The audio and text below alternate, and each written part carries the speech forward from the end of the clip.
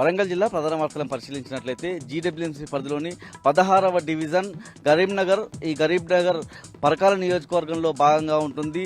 Parakala MLA Revuru Prakash Reddy ఎన్నికలకు ముందు ఇందిరమ్మ ఇల్లు నీకు ఇస్తానని ఓ దివ్యాంగురాలికి హామీ ఇచ్చారు. ఆ మాట తప్పిన సందర్భం కనిపిస్తా ఉంది. ఈ క్రమంలోనే దివ్యాంగురాలు నిర్మల తమ ఆవేదన వ్యక్తం చేస్తున్న సందర్భం కనిపిస్తూ ఉంది. బీఆర్ఎస్ హయాంలో గృహలక్ష్మి కింద ఆమెకు పథకం కూడా మంజూరైన క్రమంలో ఆమె పిల్లల వరకు నిర్మించుకున్న సందర్భంలో కాంగ్రెస్ ప్రభుత్వం వచ్చిన క్రమంలో ఆమె ఇల్లు పూర్తి కాక ఇబ్బందులు పడుతున్న సందర్భం కనిపిస్తూ ఉంది. ఎన్నికలకు ముందు రేవూరు ప్రకాష్ రెడ్డి ప్రచారంలో భాగంగా వచ్చినప్పుడు హామీ ఇచ్చి ఇప్పుడు తప్పారంటూ ఆమె ఆవేదన వ్యక్తం చేస్తున్న సందర్భం కనిపిస్తూ ఉంది. ప్రధానంగా ఇందిరమ్మ ఇల్లు కాంగ్రెస్ పార్టీకి సంబంధించినటువంటి నాయకులు కార్యకర్తలకే ఇచ్చుకుంటున్నారు. ఆల్రెడీ ఇల్లు ఉన్న వాళ్ళకే మళ్ళీ ఇల్లు మంజూరు చేస్తున్నారు అన్నటువంటి ఆరోపణలు అయితే గరీంనగర్ సంబంధించినటువంటి ప్రాంత వాసులంతా చెప్తా ఉన్న సందర్భం కనిపిస్తూ ఉంది. దివ్యాంగురాలు నిర్మలకు ఇల్లు ఇవ్వకపోతే తీవ్రంగా ప్రతిఘటించాల్సి వస్తుందని చెప్పి అక్కడ ఉన్నటువంటి గరీంనగర్ వాసులంతా కూడా ఎమ్మెల్యే తీరు పట్ల వ్యతిరేకత చూపిస్తున్నారు.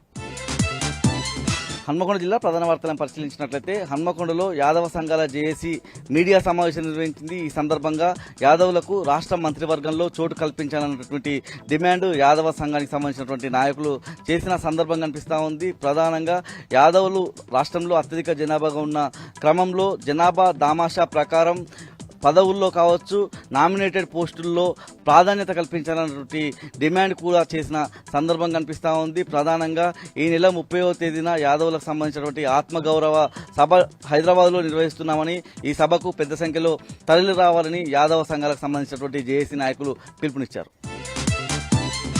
మహబూబాబాద్ జిల్లా ప్రధాన వార్తలను పరిశీలించినట్లయితే మహబూబాబాద్ జిల్లా విద్యుత్ శాఖ ఎస్సీ నరేష్ ఏసీబీకి లంచం తీసుకుంటూ రెడ్ హ్యాండెడ్గా పట్టుబడ్డ సందర్భం కనిపిస్తూ ఉంది. ప్రధానంగా ఓ కాంట్రాక్టర్ దగ్గర సంబంధించి అతని కాంట్రాక్ట్కి సంబంధించినటువంటి ఎస్టిమేషన్ పెంచడానికి, ఆ రికార్డులను సవరించడానికి ఎస్సీ నరేష్ ₹1,00,000 డిమాండ్ చేశారు. ఈ నెల 14వ తేదీన 20,000 వరకు ఆ కాంట్రాక్టర్ ఇచ్చిన సందర్భం కనిపిస్తూ ఉంది.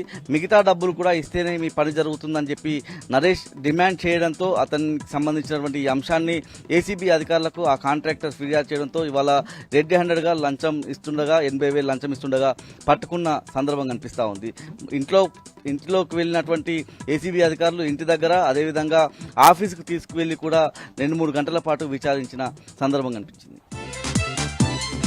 ములుగు జిల్లా ప్రధాన వార్తలను పరిశీలించినట్లయితే తాడ్వాయి మండలం బీరెల్లి గ్రామంలో ములుగు నియోజకవర్గ బీఆర్ఎస్ పార్టీ ఇన్ఛార్జ్ బడే నాగజ్యోతి బీఆర్ఎస్ శ్రేణులతో కలిసి నిరసన కార్యక్రమానికి దిగిన సందర్భం కనిపిస్తూ ఉంది. ప్రధానంగా ఇందిరమ్మ ఇండ్లకు సంబంధించినటువంటి అవకతవకల మీద బీఆర్ఎస్ శ్రేణులు నిరసనకు దిగిన సందర్భం కనిపిస్తూ ఉంది. ప్రధానంగా ఎన్నికల్లో ఇచ్చినటువంటి ఏ ఒక్క హామీ కూడా కాంగ్రెస్ ప్రభుత్వం నెరవేర్చలేదని ఈ సందర్భంగా బీఆర్ఎస్ శ్రేణులు బీఆర్ఎస్ నాయకులు మండిపడ్డ సందర్భం కనిపిస్తూ ఉంది. నిన్న ఏటూరు నాగారం పరిధిలో ఉన్నటువంటి గిరిజనుల గుడిసెలు కూల్చివేయడం పట్ల ఆగ్రహం వ్యక్తం చేశారు. ఆ సంఘటనను తీవ్రంగా బీఆర్ఎస్ శ్రేణులు ఖండించిన సందర్భం కనిపించింది.